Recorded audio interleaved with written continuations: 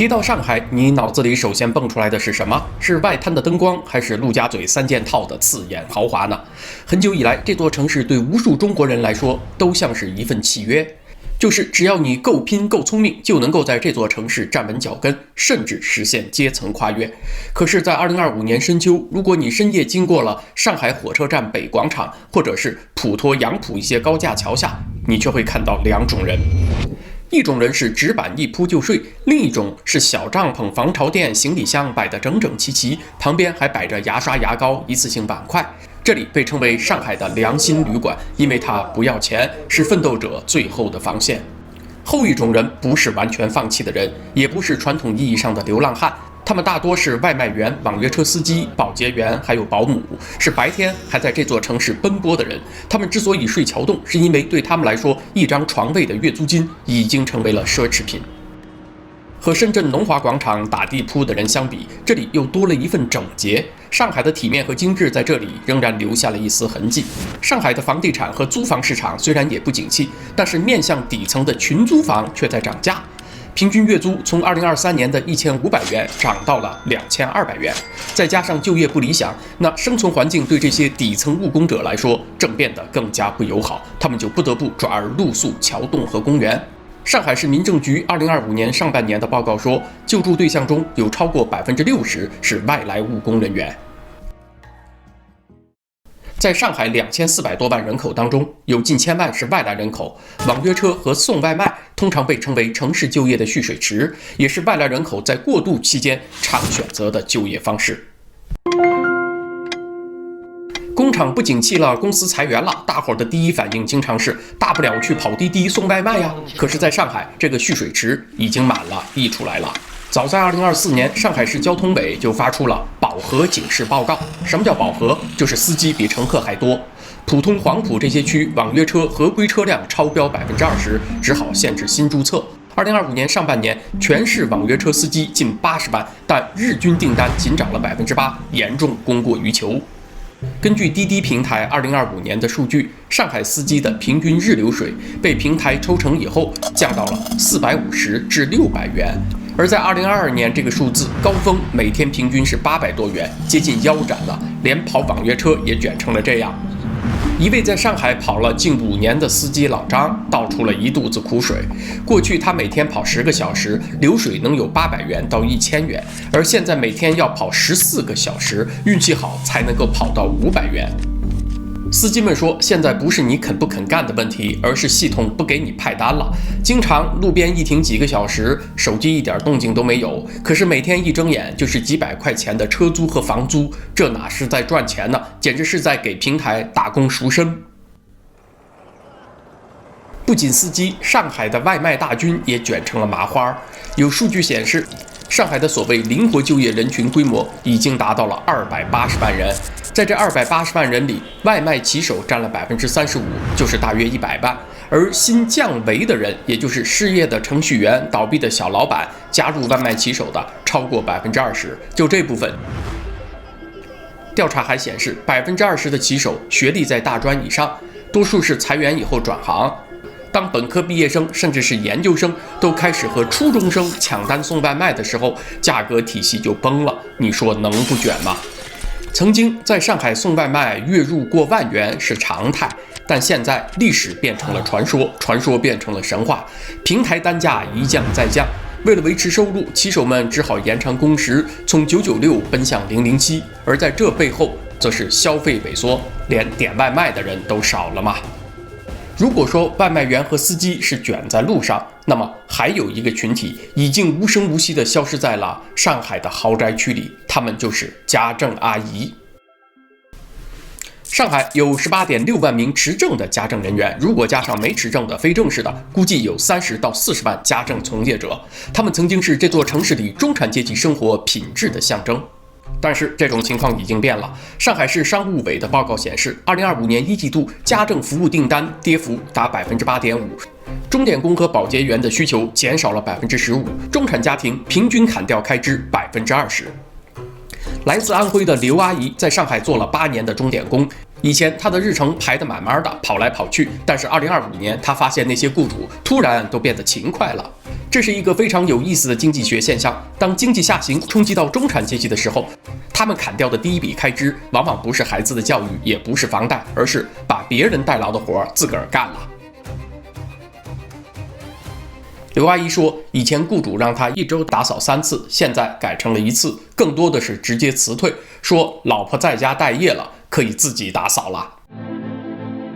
這30至40萬家政大軍的收入縮水，直接導致了他們的消費能力歸零。他們不再去租正規的小區房，而是搬進了更偏遠的城中村，甚至加入了築橋洞的隊伍。大家別小看了這30-40萬家政阿姨，你平時注意不到他們的存在，覺得可以忽略。可是放在上海總人口當中，他們超過了1%。如果放在失業統計當中，那就更加是一個眨眼的部分了。官方數字看起來還很好，2025年上半年，上海居民人均可支配收入已經接近4.7萬元，全國第一。可是這個人均下面是有的人在陸家嘴喝28塊錢一杯的美式咖啡，另外一些人在橋洞下分食一個8塊錢的便利店飯糰，還要把一半留到明天早上。他們把被子疊成豆腐塊，把牙刷擺成一條直線，不是為了拍視頻，而是想告訴自己，也告訴這個城市，我不是廢物，我只是暫時付不起房租，我仍然是個體面的上海人。這就是2025年上海一生最安靜的哭泣，它沒有眼淚，也沒有喊叫，只有疊得整整齊齊的被褥和凌晨4點就亮起來的手機屏，因為只有那個時候，系統才可能派給他們第一單。現在可以說明一件事，上海的人確實是越來越少了，大街上車輛少了，人少了，飯店吃飯的人也少了，聚餐的也少了。上海給出了一個扎心的劇本，當大夥把注意力都放在中產降級上的時候，卻忽略了社會下層生活惡化的更為殘酷。由於所謂下沉勞動力激增，他們仰賴的那點有限的生存資源更加短缺，所以才會發生總體上房價房租都在降，可是群租房卻在漲價這個事兒。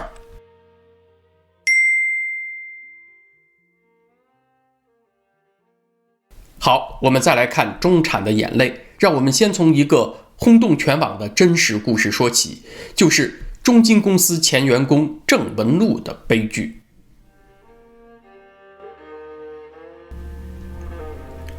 這裡是陸家嘴，中國金融的心臟。這裡曾經遍地是年薪100萬的傳說，但是從2023年開始，降薪潮和退薪潮也席捲了這裡。Win 的數據顯示，中國最頂級的金融機構中金公司2021年人均薪酬高達116萬元，可是2023年僅僅2年之後，已經腰斬至70萬元。2025年第一季度更是下降到人均3.5萬元，部分崗位直接打3折。2024年7月1號，年僅30歲的鄭文祿女士以跳樓的方式選擇結束了自己年輕的生命。鄭文祿是中金公司的優秀員工，浙江大學金融碩士，在行業黃金時代2021年的時候，夫妻倆年收入120萬元。小兩口2023年在北外灘核心地段買下了一套豪宅，總價大約1600萬元，貸款1177萬元，首付近500萬元，每月還款5.68萬元，就是接近5萬7。這是一個典型的槓桿拉滿的人生，滿滿的槓桿背後是鄭小姐對未來滿滿的安全感，但是她立刻就遇上了2重絞殺。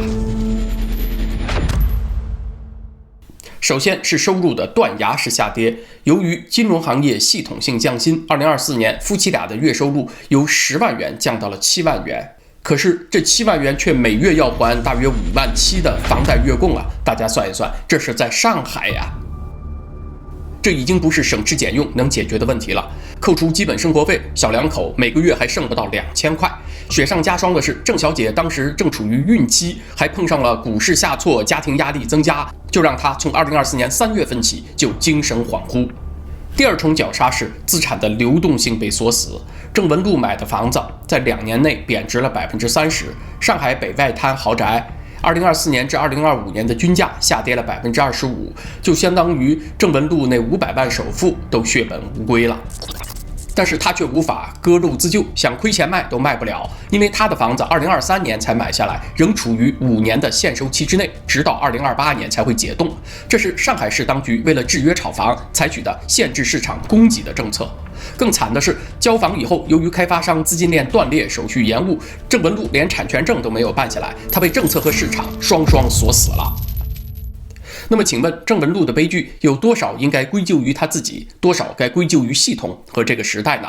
他是聽信了樂觀的預測，忽略了風險信號，也過高的估計了自己的金牌雇主中金公司帶給他的安全，這是他個人應該承擔的責任。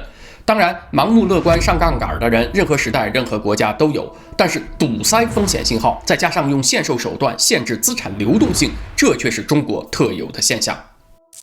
中國的城鎮調查失業率永遠情緒穩定，上海的失業率目前是5.2%左右，還算是充分就業。但是現在人們更多的說一個詞兒，叫做體感溫度。體感溫度和天氣預報往往是不一致的。當不同圈子的體感溫度都和那個官方天氣預報差很多的時候，你就知道那個天氣預報是不準的。證券時報報道，2025年金融業累計裁員超過1萬人，上海是重災區。連雷打不動的央企鐵老大中鐵上海局也傳出了人員優化的消息，也就是變相裁員。網友分享，一位30幾歲的金融從業者，大約和鄭文祿同齡，10年內被裁了4次，累計獲得了19萬元的 N+1賠償。聽起來裁員補償也變成了另一種收入來源。這位兄弟還小小的發了一筆，但實際上這只是一種幽默，估計咱們觀眾裡沒人想掙這種外快。另外一位失業白領在小某書上吐槽說，投了500多份簡歷，空窗期長達16個月，可是收到的面試邀請卻是0。這帶來的不僅僅是經濟上只出不進這種壓力啊，更是對個人價值的徹底否定。你說你能不焦慮嗎？2025年上海市居民的債務率超過了60%，房貸斷供上升了30%。槓桿變絞索，那誰還敢說靠努力就能翻身呢？鄭文祿的哭泣不是孤立，只是別人不像他那樣認知被顛覆的那麼徹底，沒有到生存意志都喪失的程度。那這就引出了第二個問題：資產價格的雪崩。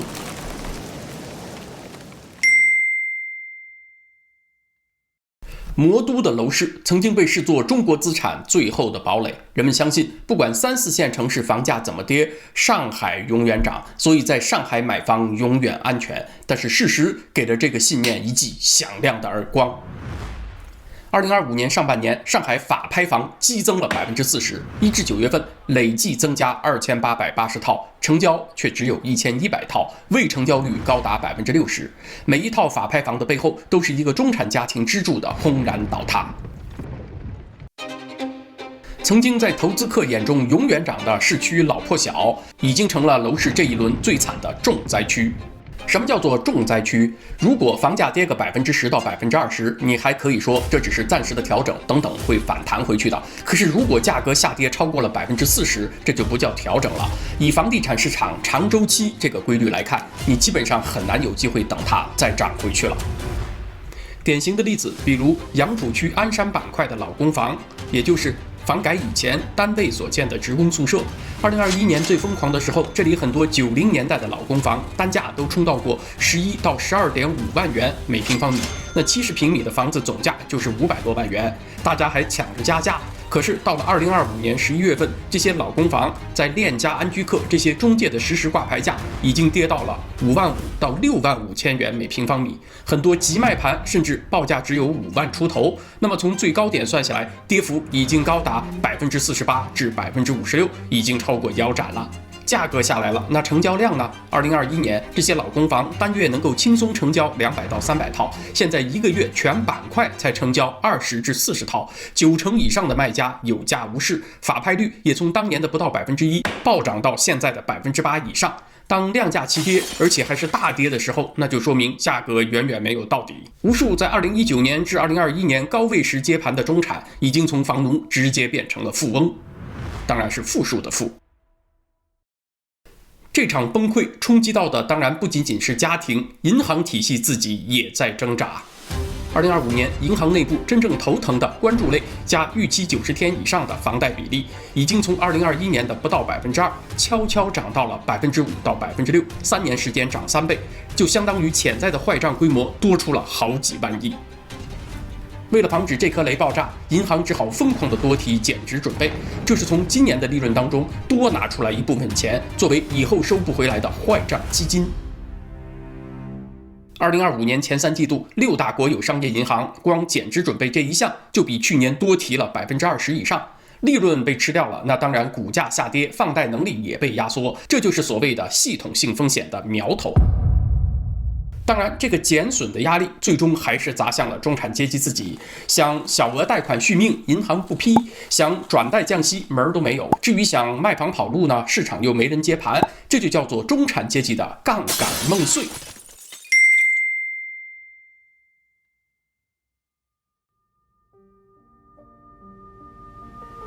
上海之所以是上海，是因為它是中国連接世界的橋頭堡，它是中國最洋的城市，是外資进入中國的首選地。但現在橋頭堡也正在人去楼空。上海外資企業的撤離潮開始於2022年的封城，從3月28號到6月1號，整整封了65天。這座2400多萬人口的超級大都市被硬生生地按下了暫停鍵。這可不是一般的居家令，而是上海開埠以來180多年從未有過的全城硬封，鐵板焊門、鐵絲網封樓，連遛狗都不行，密接陽性直接拉走去方艙，買菜靠搶靠團購，全球最大的貨櫃港停擺，工廠停產，供應鏈也斷裂了。比起紐約、倫敦、墨爾本這些大城市的管控，上海有根本的不同。人家不是真的禁止人外出，主要是限制聚集，而上海真的是零出戶。人家的社會基礎服務 （essential services） 仍然保持運轉，可上海連快遞都停了，別人幾個星期就結束，上海是整整65天。這讓所有在滬的外籍人士第一次真真切切感受到了，在這裡規則隨時都可以變，生活隨時都可以被歸零，這是他們從來沒有經歷過的，甚至想都沒有想到過的。所以從2022年6月上海解封以來，外資的所謂去風險化就一直沒有停過。上海的外籍常住人口從封城前的16至20萬，3年之內流失了60%至70%，現在只剩下6到8万。上海國際學生的招生連續3年暴跌了30%至50%，基本上空了，辦不下去了。上海實際利用外資的規模，2023年下跌了20%，2024年再度同比下跌27%。2025年第1季度，全中國外資直接淨流出1680億美元，上海首當其衝。表現在陸家嘴、南京西路的甲級寫字樓的空置率衝高到了23.6%，接近4間辦公室就有1間是空的，一到晚上就烏漆嘛黑一片，像鬼城。外資所帶走的不僅是錢和工作崗位，更是上海這座城市的國際化靈魂。我們看看世界500強企業的動作，就知道這波撤離有多決絕。全球第2大軟件公司甲骨文是企業級資料庫和雲服務的絕對霸主。2024年至2025年期間，他們把在上海的研發部門 R&D， 也就是寫程序、開發雲端產品的核心技術團隊砍掉了一大半。很多年薪100萬的上海團隊的工程師直接飛去了新加坡和美國，在上海的辦公室硬是空了2層樓。另一個虛擬化和雲計算的巨頭 VMware， 幾乎所有的大企業伺服器都在用他們的技術。2023年至2025年，同樣把在上海搞虛擬化、雲原生這些最前沿技術的部門給清空了。原本熱鬧的張江辦公室，現在連燈都不開了。還有美國最大的服裝零售品牌之一 Gap， 旗下有 Old Navy、Banana Republic 這些品牌。2023年乾脆把整個大中華區的業務都賣給了中國電商寶尊，直接退出了實體零售。他在南京西路、淮海路的旗艦店也直接關門了事。逃出魔都的還有法國零售業巨頭家樂福，當年它是第一批殺進中國市場開大賣場的外國超市之一。上海人第一次體驗到一站式購物，就是在它這兒。家樂福在中國門店最多的時候有500多家，從2019年到2023年一路甩賣，就賣掉了400多家。2025年更是傳出了誇張的消息，蘇寧把手上的家樂福中國剩余股權僅4元錢每股甩賣給了占權人，沒錯，就是4塊錢。因為蘇寧自己也陷入了破產危機，能拿到一點就是一點。從2019年至2023年，家樂福中國區累計虧損超過85億元人民幣。如今家樂福在中國僅剩3至4家門店還在苦撐，上海最後幾家旗艦店也早已人去樓空，貨架空蕩蕩，只剩灰塵和回憶。還有大家熟悉的德國汽車三大品牌大众、寶馬和奔馳，他們向來把亞太區的研发中心設在上海，搞新能源、智能駕駛這些未來技術。中國市場向來是他們的增長引擎啊！當然，現在中國市場對他們仍然很重要，但是濃眉大眼的他們現在也開始心思活泛了，也要叛變革命了。2024年至2025年，三大德國車厂商都把一部分最核心的研发項目搬到了泰國、印尼。上海工廠的產能利用率也創下了新低，夜班都取消了，原本24小時燈火通明的工廠安靜下來了。歐盟商會2025年的報告說得很直白，78%的歐洲企業已經或者正在考慮把部分業務遷出中國。美國商會也說，超過一半的美國在華企業減少或暫停了在華投資。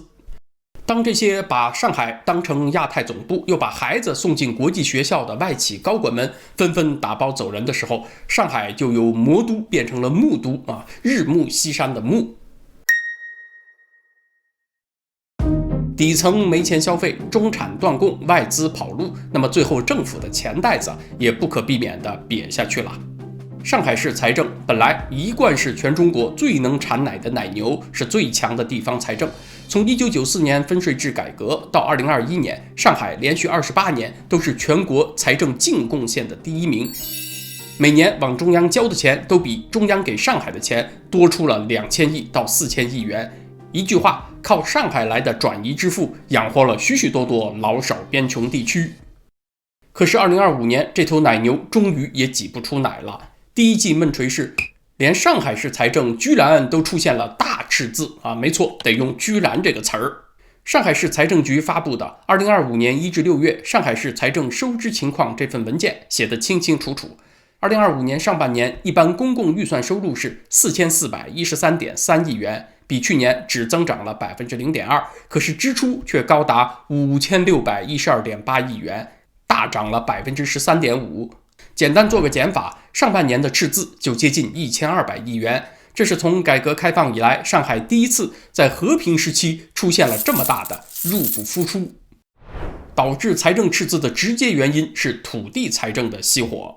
在2016年至2021年的頂峰時期，上海市一年的土地出讓金經常就有3000至5000億元，相當於當年一般公共預算收入的40%至70%。上海市政府早已經習慣了把賣地當成提款機，賣一塊地大幾百億元馬上到賬，這可比收稅痛快多了。這也是上海市財大氣粗的底氣。那2024年上海的土地出讓金掉到有多慘呢？上海市規劃和自然資源局的數據顯示，只有1585億元，比2021年以前幾乎腰斬。2025年上半年繼續低迷，溢價率僅僅 9.34%， 絕大部分地塊都是底價成交的，流拍的也不少。提款機沒了，那當然財政就宕機了。還有一件事對擠乾上海財政也功不可沒，就是防疫成本的長尾效應。大家千萬別以為封城解了封就啥事兒都沒有了，封城也是巨燒錢的，是財政洗劫留下了巨大的窟窿。2022年那場長達2個月的封城，不僅經濟停擺、稅收絕收，還有很多直接的開銷啊。建方艙就花了至少60億元，核酸檢測55億元，總支出推算在200億元以上，再加上同期減少的財政收入，損失起碼是300億元起跳。那這筆賬到了2025年還在消化，導致一部分區政府停止發放績效獎，從中央到地方統一縮編 3% 到 5%， 上海也領到了相同的指標。公務員從鐵飯碗開始變成優化對象。從2024年起就有一個故事開始流傳，就是向佛祖借錢。2024年10月份，上海人想不到上海會以這種方式登上熱搜。一條微博爆料說，上海市政府為了短期財務周轉的需要，向轄區的寺廟借錢，總額達到100億元。靜安寺的貢獻最大，一家就出了一半。上海市政府和靜安寺立刻高調闢謠，還抓了一個造謠分子。為什麼謠言會說向佛祖借錢呢？那是由於實體經濟凋零之後，香火鼎盛的寺廟居然成了擁有最穩定現金流的地方。雖然闢謠了，但是從另一些跡象看，這類謠言卻不是空穴來風。上海市2024年當年到期的債務大約是1100億元，可是當年的財政收入只有8300多億元，理論上是存在着債務在某幾個月集中到期、現金不足的情況。再加上2025年爆出的少林寺方丈释有信的巨額財富，寺院也確實是肥得流油，不差錢。再從2025年上海市的財政赤字狀況倒推2024年，那肯定也是相當緊巴。當把這幾條線索搓在一塊兒，那麼向佛祖借錢這個事兒，起碼邏輯上是相當絲滑的，不算大開腦洞。曾經的魔都靠3樣東西閃閃發光：全球化的風、契約的信、中產的夢。現在風停了，信沒了，夢也碎了。那當然，政府的錢袋子也瘪了。那些遭遇環境突然轉變、有切膚之痛的人在暗暗流淚，可是像鄭文路這樣的人連哭的機會都沒有了。淚水是灑給逝去的繁華的，可是抹過眼淚之後，大部分上海人還得面對這樣一個艱巨的任務：守住現金流，撐下去，因為漫長的寒冬只是剛剛開始。那麼好，今天這個話題咱們就分享到這兒，謝謝大家，咱們下回接着再聊。